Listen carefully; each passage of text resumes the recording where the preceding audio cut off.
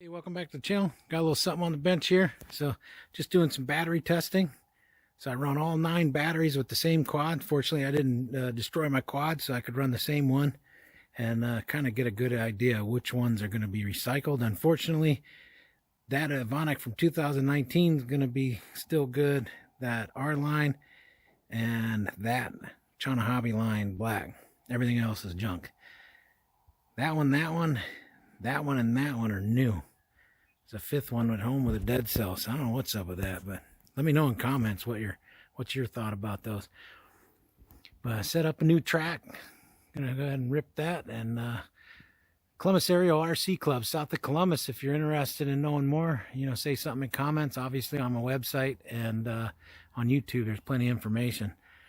But yeah, let's go ahead and check out a little 3-pack rip. Just getting some stick time, man. Enjoy the breeze.